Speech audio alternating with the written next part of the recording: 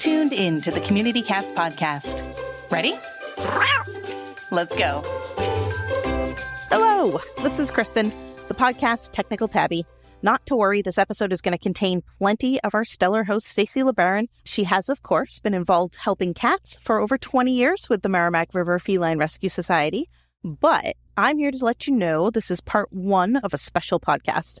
It's an audio version of a masterclass held late last year for community cat enthusiasts with Bryan Kortis and Susie Richmond. They are, of course, friends of the show and the resident experts at Neighborhood Cats, and this webinar was called Colony Caretaking Tips and Tricks. You're going to get tons of helpful ideas to help you perfect the way that you care for your free-roaming cats. This week, they are going to cover all your cat breakfast, lunch, and dinner concerns. So that's how to establish feeding patterns, keeping wildlife and pests away from their food, and what to feed without breaking the bank. Plus, there are hints and how-tos so you can build feeding stations where cats will be comfortable and not competitive when they're having dinner. There's even a cute story about Bryan's first colony and the challenges that came along with feeding those kitties.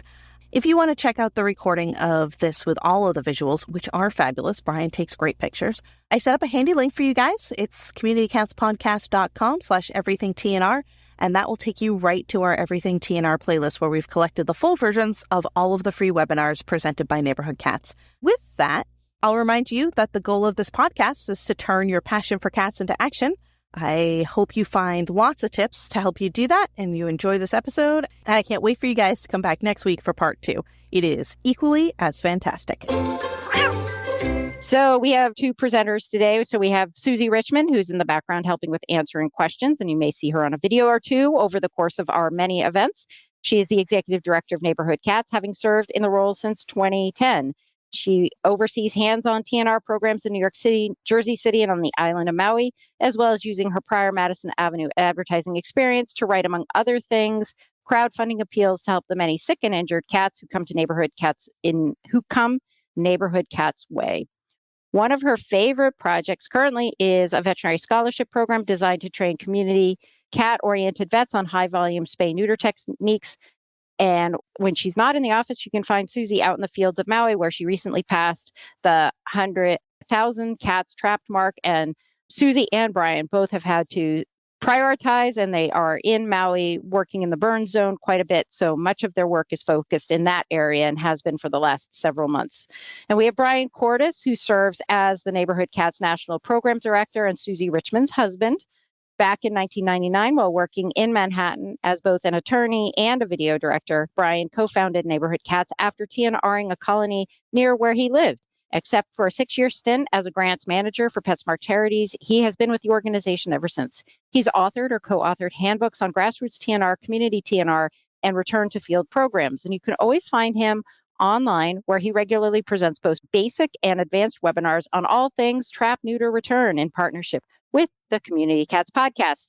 All right, at this point, I'm going to turn it over to Bryan.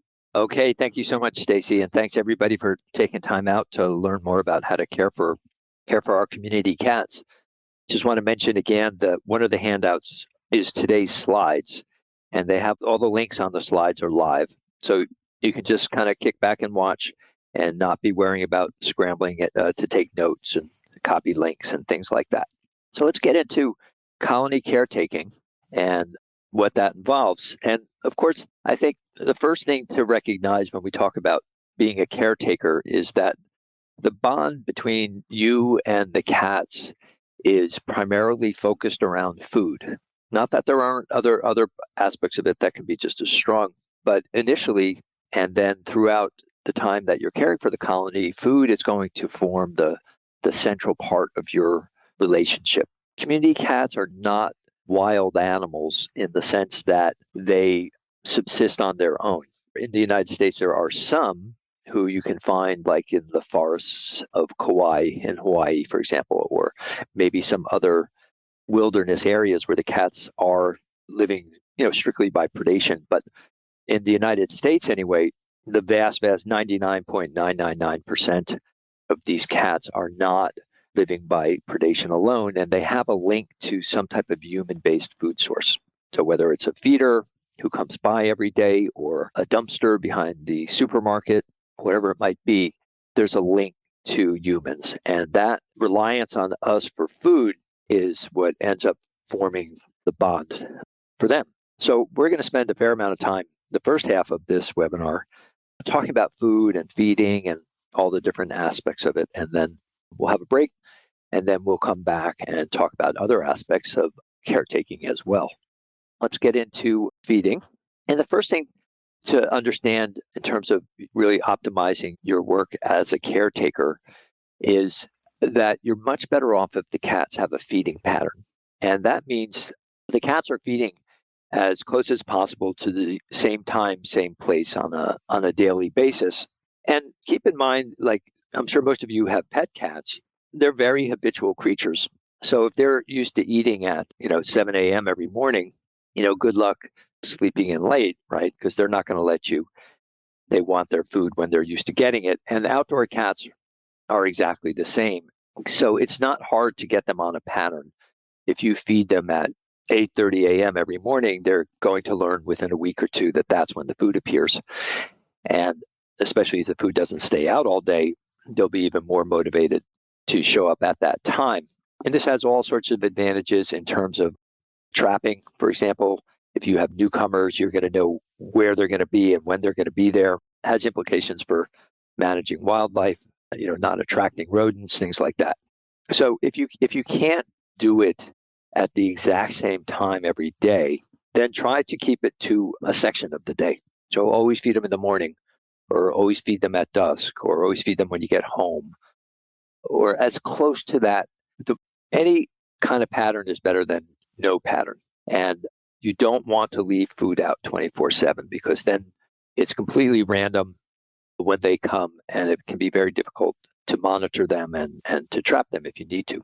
Also, try to develop a sound that they associate with you when you come to feed. And often the cats do that on their own. Like they can distinguish the sound of different car engines. So we've seen this repeatedly, like where we drive up to a location and see nothing. And then 5 minutes later, the caretaker shows up in her pickup truck and the cats come running out because they recognize the sound and they recognize the visuals as well. So, get a clicker or do a special whistle or jingle your keys or shake your jar of crunchies, whatever it might be, get them to associate a sound. And this will help you also if you need to trap, because if they're being at all hesitant, you can use that sound to draw them out. So feeding patterns, super important. So what you want to avoid is attracting wildlife. If you're in an area where there is some, and that's almost everywhere, you could be in the middle of Manhattan and attracting raccoons. So in order to do that, and that can cause a lot of issues, right? With people not, saying you're feeding the cats and I've got raccoons in my backyard or coyotes or whatever it might be. So if you feed during daylight, most wildlife is nocturnal, and you can avoid most wildlife issues if you feed during the day. So you would set your pattern up for daylight. Now, on the other hand, if you're dealing with birds, like here in Hawaii, there are feral chickens all over the place and very few mammals, and none that would compete with the cats except for maybe mongoose. But birds and mongoose are diurnal, meaning they only come out in the daytime. They go to sleep as soon as it gets dark.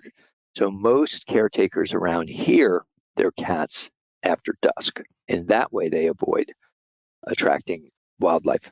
And again, the same idea, don't leave food out at all times and keep the feeding area clean. Even if it's not your garbage, clean it up so that there isn't food left out for wildlife to find. Now, sometimes you get into situations where maybe raccoons or wildlife are out during the day, or for whatever reason, you can't establish a feeding pattern or whatever it might be. Here's one very clever way to feed your cats and not feed the raccoons or the opossum or the skunks. And it's called a raccoon-proof feeder. And you can see in this slide here, the plans are from Forgotten Felines of Forsyth. If you click on that link, it should take you to them. It's obviously pretty simple construction, but basically it's a platform that is raised up a few feet off the ground, and the platform has a metal flashing around it. So it's impossible for an animal to climb up the pole and then grab onto the platform and pull themselves up. But meanwhile, the cats can jump that high, get up onto the platform, which in this photo has a little covered feeding area to protect it from rain and things like that. You'll also notice on the right, on the ground, there's what's called a little jumping station, and that gives the cats a little bit of an extra boost. Maybe you've got some seniors and they can't jump quite as high as the younger cats, so giving them a little place to jump up from will help them get up. So raccoons and those types of animals, they can jump, but they can't jump up. They can jump across. So this will solve that problem for you. That's one kind of pretty clever way to avoid those issues. So what if you have wildlife that comes at night and you have birds who come during? Well, the way we have found to solve that problem is with what we call bird-proof feeding stations. And it's really quite simple, as you can see in this photo. The birds, they're not really afraid of the cats. So they'll walk right into a feeding station, even if they know there are cats around. But they don't like to go through these plastic strips. So if you take some heavy duty plastic, like maybe 3 millimeters thick, and you can get a drop cloth at your local hardware store, cut off a piece of it, use duct tape to attach it to the front of your feeding station over the doorway, and cut it in strips. So the cats have no problem with this. They just rush right through it. But the birds, most birds will not pass through these plastic strips. It's not 100%, but we have found that most times it's pretty successful. Another thing to do that we found, like we're feeding hundreds of cats in the Maui burn zone, and there's a ton of chickens all over the place now. They've repopulated. Well, we find if there's a large concentration of the chickens, if we just give them some food like cracked corn, stuff that the cats wouldn't eat, they're satisfied and they tend to leave the feeding stations alone. Okay, so let's talk about what kind of food to feed, because we're often asked that, for our recommendations. And first, before we get into that kind of guidance, it's kind of important to know, to be able to evaluate the nutritional quality of a food. Now, that there are pet food experts out there who know far, far more than I do. And there are books you can read, and you can really educate yourself about this a lot.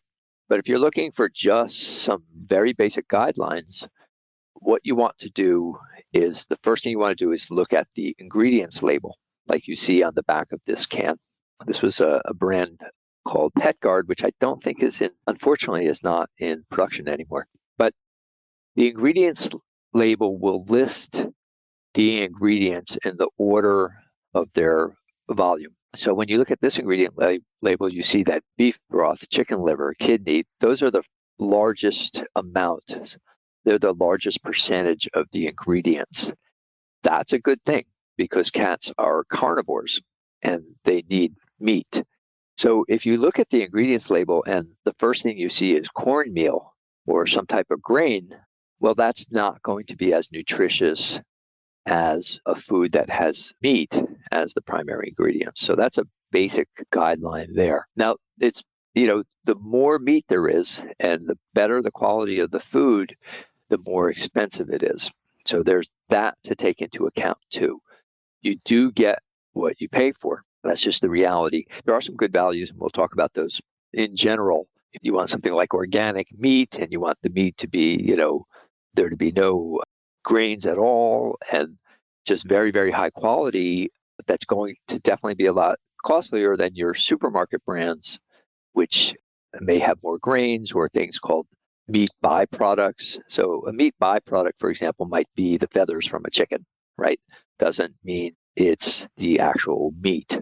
So whole meat is your best ingredient. And here are some websites and an excellent book by one of our board members, Anitra Frazier, called The Natural Cat. Well, if you go through, read these or check out these sites, you'll just get a tremendous amount of information about what kind of foods are nutritious and which are not.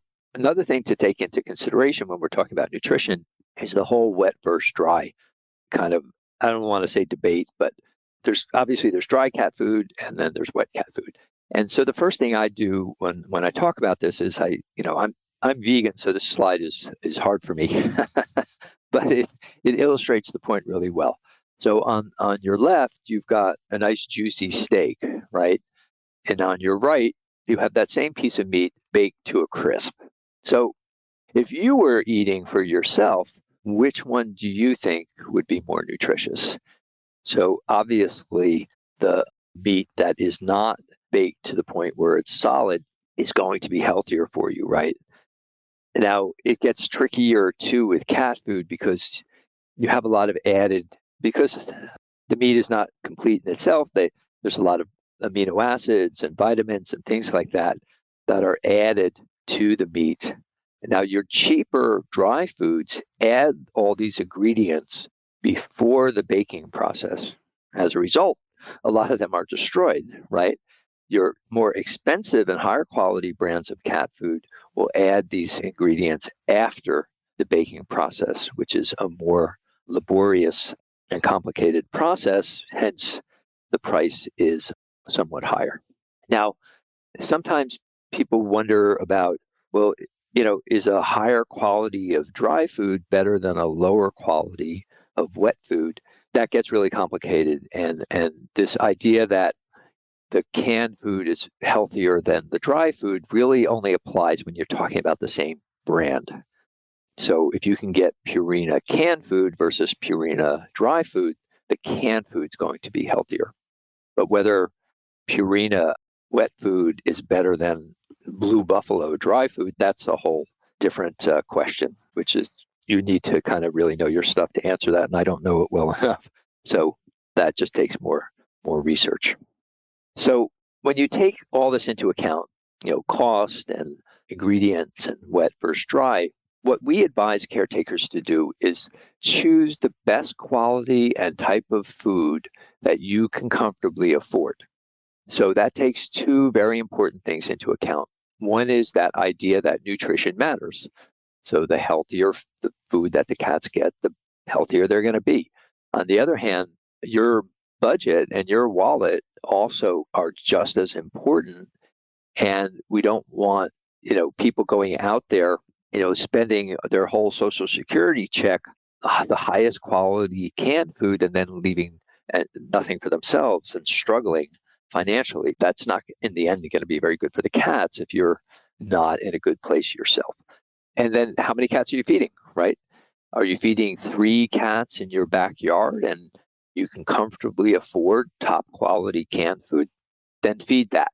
On the other hand, if you're feeding 30 cats a night and your income is limited, and really you're relying on large bags of dry food because they're more of a value, then that's fine too. There's no judgment here.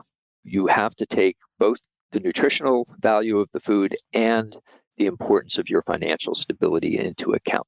So that said, on the dry food side, there are some really good value brands out there that are relatively low cost. They're not the cheapest, but they're not relatively expensive. They're relatively, good price, and you can get them in large bags. And so they're a good value financially, and they provide pretty good nutrition. And here's 3 that we're aware of. The Kirkland Signature is the Costco store brand. So if you don't have a Costco card, very good reason to get one. So you can get access to these. I think they're 20 or 25 pound bags. They're very reasonably priced. Rachel Ray Nutrish, natural chicken and brown rice, is surprisingly affordable. And then Diamond Naturals is also a great dry food that is more in the, I think it's about $1.50 a pound range when you buy the big bags, which is pretty good. Okay, so where do you feed your cats? There's a few tips, guidelines that we've kind of developed over the years. One is that we believe that low visibility is best, that discretion is in the cat's interests. So if you can feed the cats in the backyard instead of the front yard, we would advise you to do that. And I would also point out, like, if you look at this photo, it's kind of, this is the very first colony that I worked on, and we're talking, well, I won't say how many years ago, but a very long time ago. These cats are not with us anymore. And what happened was we used to feed in a backyard of one of the businesses on the block, and we were so enthusiastic that we were always there, there in the back, walking through the business. It was ironically a pest control company, and basically the workers got sick of us after about a year and they kicked us out. Then we had to feed in an empty lot in that same square block. We didn't have access. It was this empty lot. We didn't have access to it, so we had to feed through a fence, through one of these old wrought iron fences. So the food was protected from people. They couldn't get into the lot, but everybody could see it. So every year for the next 3-4 years, we'd have 1, 2, 3 abandoned cats at that location. The property owner finally came to trust us and gave us a key. And the first thing I did is what you see here was I put the food in the water behind a whole bunch of big rocks so nobody could see it, and never had an abandoned cat after that. So that's just a word of warning about making your feeding more visible than it needs to be. Have you ever wished your cat could talk to you? Well, get ready for an event that will help you better understand your feline friend's needs, thoughts, and feelings by observing their behavior. Join us on April 20th from 10 a.m. to 5 p.m. for the Community Cats Podcast's annual Online Behavior Day. It's a full day packed with invaluable insights and expertise from our dream team of feline behaviorists, all focused on unraveling the mysteries of cat behavior. Dive into workshops covering a range of feline behavior concerns, from enrichment strategies and kitten training to tackling preventable behavior issues that can often lead to surrender, and managing harmony in a multi-cat household. We'll even discuss pet safety. Alongside fascinating workshops, we're spicing things up with fun cat trivia and exciting prizes to keep you engaged and entertained throughout the day. Plus, you'll have a chance to network with fellow professionals and volunteers in the animal welfare sphere, sharing experiences and strategies to better the lives of our kitty companions. So whether you're a seasoned rescuer, a passionate volunteer, or simply a cat enthusiast eager to better understand your kitty, mark your calendars for April 20th and join us for an unforgettable day dedicated to understanding and improving feline behavior. Get all the details and register online today at communitycatspodcast.com/behavior day. That's communitycatspodcast.com/behavior day. Ready for a grant challenge like no other? Mark your calendars for the Inclusive 2024 Open Arms Challenge. For the entire month of April 2024, animal shelters, foster-based organizations, and public charities are encouraged to create a new program or expand an existing one focused on keeping pets and people together. Learn more about how to register and important dates at maddiesfun.org. Are you passionate about spay-neuter? Do you want to create more low-cost opportunities for spay-neuter in your hometown? If this sounds like you, then there's a brand new podcast you'll definitely want to check out. Tune in to United We Spay, a monthly podcast from our friends at United Spay Alliance, hosted by me, Stacey LeBaron. Each episode delves into the heart of the spay-neuter movement, addressing root causes of overpopulation and empowering communities for a brighter future. On United We Spay, we answer tough questions, shift the conversation from symptoms to prevention, and champion solutions for limited access to affordable spay-neuter services. United We Spay is your go-to source for making a difference, spreading knowledge, and elevating the conversation around the importance of spay-neuter. Available now wherever you get your podcasts. Be sure to like and subscribe so you never miss an episode. You also want to feed in a way where you're having a minimal impact on neighbors or a work site. You want it to be safe and quiet. Remember, it needs to be accessible for you. You may find just the absolute best spot, but if you have to scale a 6-foot wall and go through a narrow alleyway and all that to get to it, maybe you should find something a little more convenient. And if you're in an area where there's wildlife, especially if it's considered threatened in any way, you want to avoid that and feed as far away from there as possible. This is a common mistake that caretakers often make, which is they put the food right on the ground, like you see here. So the problem with that is if they don't eat it all, it stays there. And somebody's going to come along and eat it, and it may be a rat or it may be wildlife, and it's certainly going to cause you problems with neighbors, because nobody likes to walk outside and see a big bag of dry food dumped on the driveway or canned food.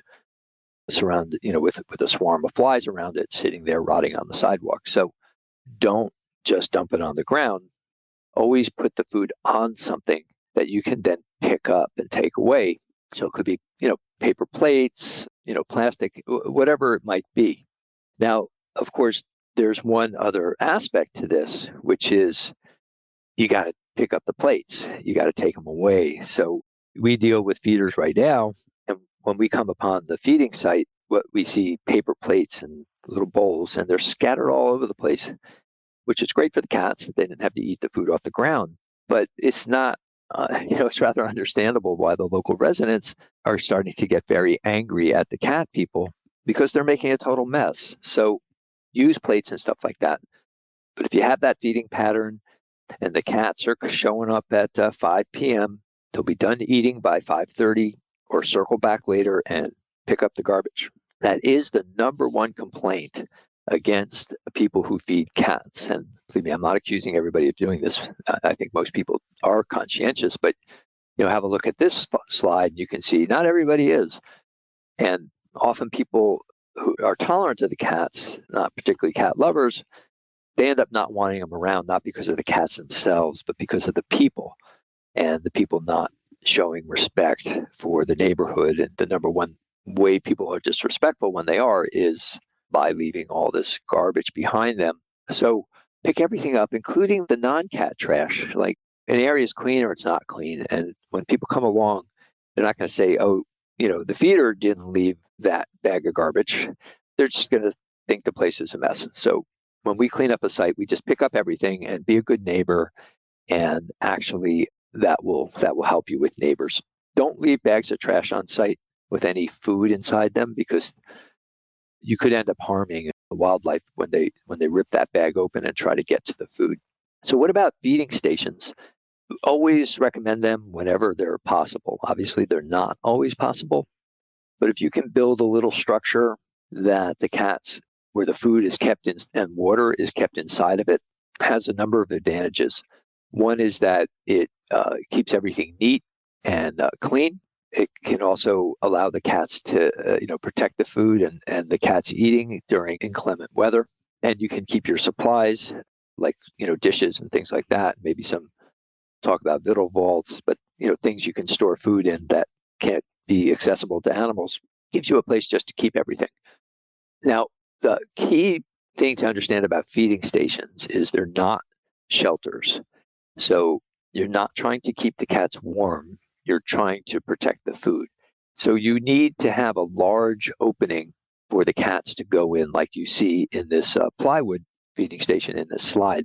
And the reason for that is if you have just like one small doorway, like you would have in a winter shelter, Mr. Top of the Ladder Tomcat can go in there and easily keep everybody out and decide he likes hanging out in there. So in order to prevent that, you either need to have one large opening in the front or at least two smaller doorways on either side, so cats can go in and out and not end up being territorial about the whole thing. As I say in this slide, you're seeing a pretty simple winter shelter that's made out of plywood, but there's all sorts of creative things that you can do. As you see on the upper left, you can take a 30-gallon trash can, put it on its side, maybe put a couple of cinder blocks next to it so it doesn't roll away, and boom, you have an instant great feeding station. You can also take storage bins. 55-gallon is great. We often are, like now, in the burn zone, we use 30-gallon ones. So the cats can't get in there, but they can stick their heads in, which is good enough, when you're in a temperate climate. If you're in a kind of more inclement climate, then you probably want these bigger storage bins so they can go all the way in. But basically, you're taking these storage bins and you're getting a box cutter and you're tracing the opening of the door in the front, and you just take your box cutter and just keep tracing it and pushing down lightly, and within 5 to 10 minutes you'll have sliced all the way through and you'll have an instant feeding station, which is easy to keep clean because the lid, you got the lid you can take on and off. One tip, put something heavy on the lid so it doesn't blow away, like a rock or a couple of bricks or something like that. Now, then on your lower left, you see the smaller feeding station. So that will have a doorway on both short ends. It's also very simple and inexpensive. If you want to go the fancier route, you can actually go to a website and a company called Feral Via, and they have prefabricated feeding stations that they ship to you and you screw them together. And they're very high quality. And as you can see, they even have shingle roofs. So you can go that route if you want. There's also, for those of you who really want to get sophisticated and hide your feeding stations, there are what are called mock rocks. And that's what you see depicted here. That's a fake boulder. It's hollow inside. It's made of some type of resin poly material, which you can buy one of these and then get a jigsaw and cut a doorway so that and then obviously keep the food and the water inside there. So that's your gold standard. Now, they're not cheap. The bigger they are, the costlier they are. But, it might be worth a one-time investment. Or you can go onto YouTube. There's 103 different videos about how to make a faux rock cover and just do it yourself for quite a bit less cost. So gravity feeders can be another very useful device. And you see one here. And a couple of things about that. Really, it's like, I've been emphasizing, it's better not to leave food out all the time. You don't have a feeding pattern, you're potentially attracting other animals. But there are situations where you can't feed on a regular basis. Maybe you have limited access to the facility. So like this particular cat lives in a jail, on the grounds of a jail. So yeah, they weren't going to let us just kind of come marching in every day at 5 o'clock and feeding the cats. So we needed to use a gravity feeder and have food available on a regular basis. Now, if you don't need to use a gravity feeder, then obviously don't. It's also possible that maybe you're going to go away for 3 or 4 days or for a week. God forbid you actually take a vacation. And you can safely leave a gravity feeder somewhere and know that your cats will have access to food during the period you're gone. That can be a real legitimate use of them as well. And they have automatic waterers too. Now, one tip about this is only use the smallest ones that you need. So these automatic waterers and feeders, they come in, multiple sizes from 1 gallon to 10. Don't get a 10-gallon automatic waterer because then you're going to have 10 gallons of water to change it. So if you only need 1 gallon or 2 gallons, use that. And the same with the dry food, although that's not as critical an issue because the food typically doesn't go bad. It's the water that is hard to keep changing. So it's not a bad idea to have more than one so that you can swap them out because they can get pretty dirty and they do need to be cleaned, especially the automatic waterers can start to get algae, especially if they're in the sun at all. So rather than spending time on the site, scrubbing them and cleaning them, obviously a lot easier if you can just swap it out with a clean feeder or waterer. Usually it's the waterers that are the problem, and take the dirty one home and clean it. But, that may be a luxury that you can't afford. So a few other tips when it comes to feeding, just some tricks we've kind of learned over the years. If you don't have a feeding station and it's going to rain, what do you do if you want to make sure the cats get their foods, at least for that day?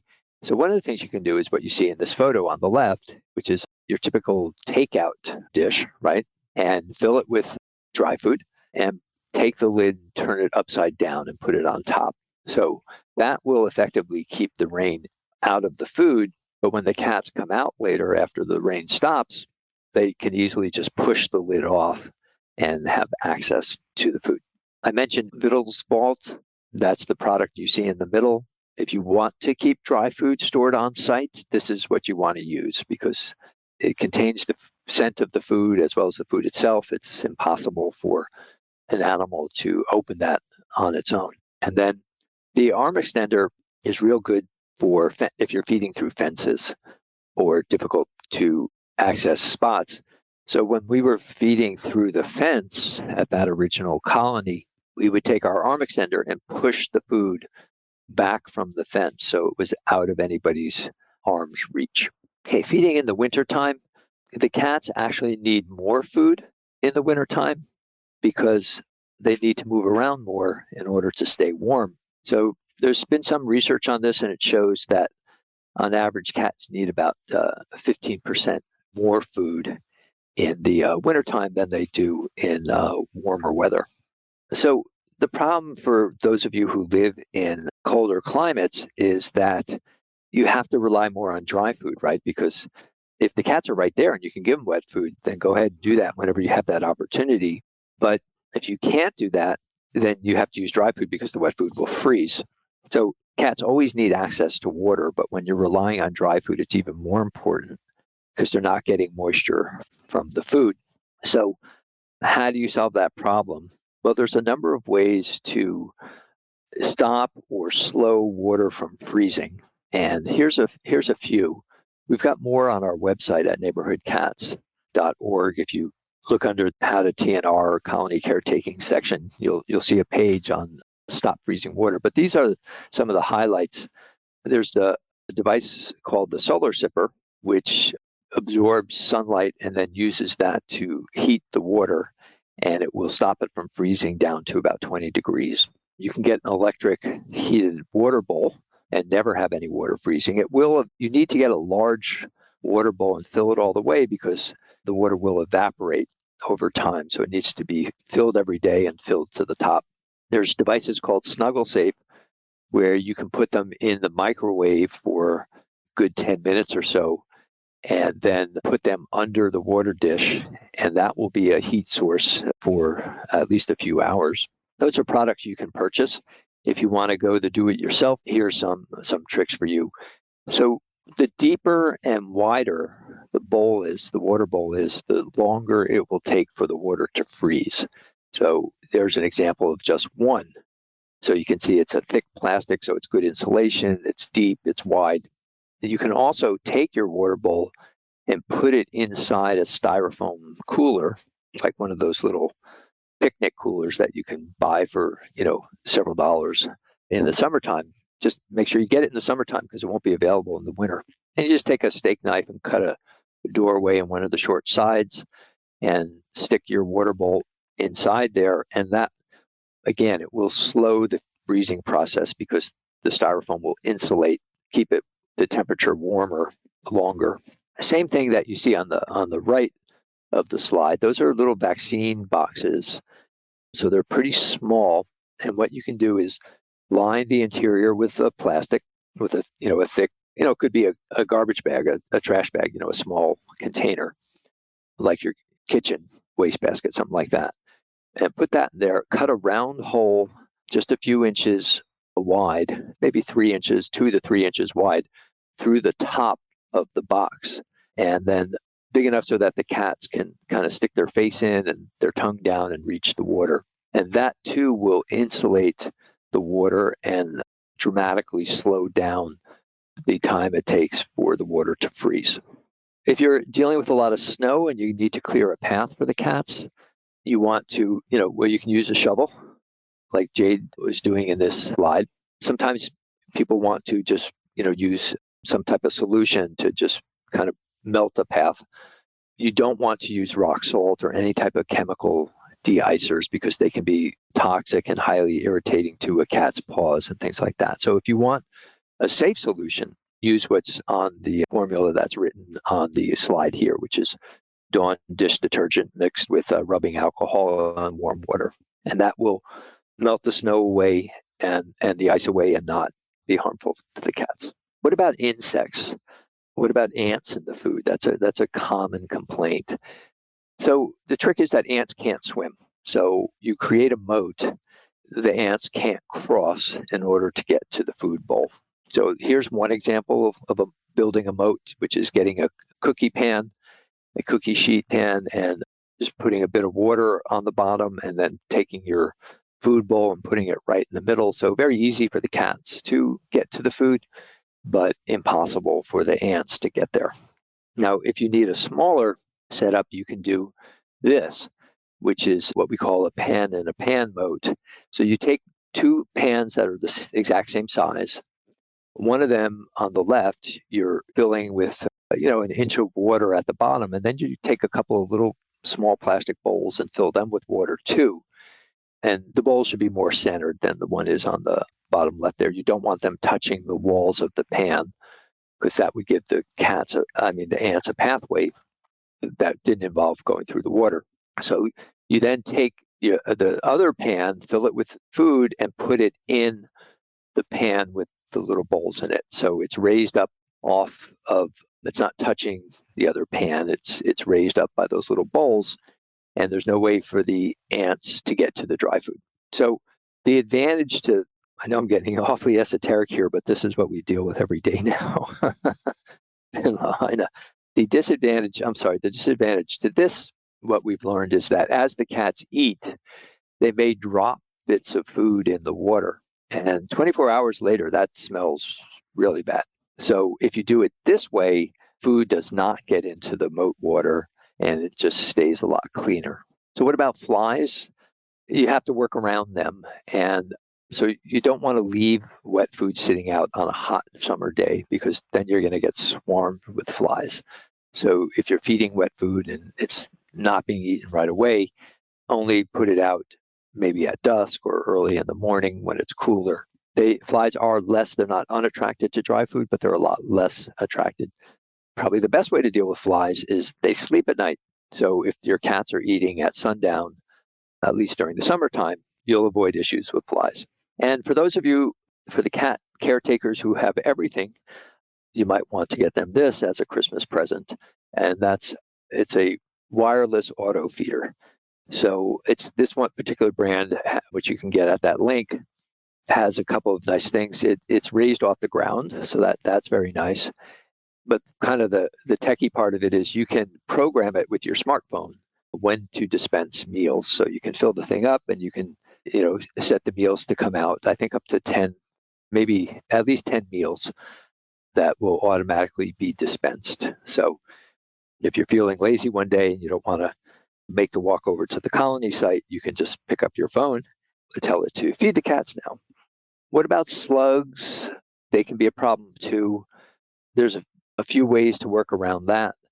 My favorite one is just leave a little dry food on the side. The slugs, if the food is right there on the ground, and we're talking just a few pieces of dry food potentially, the slugs will just go to that.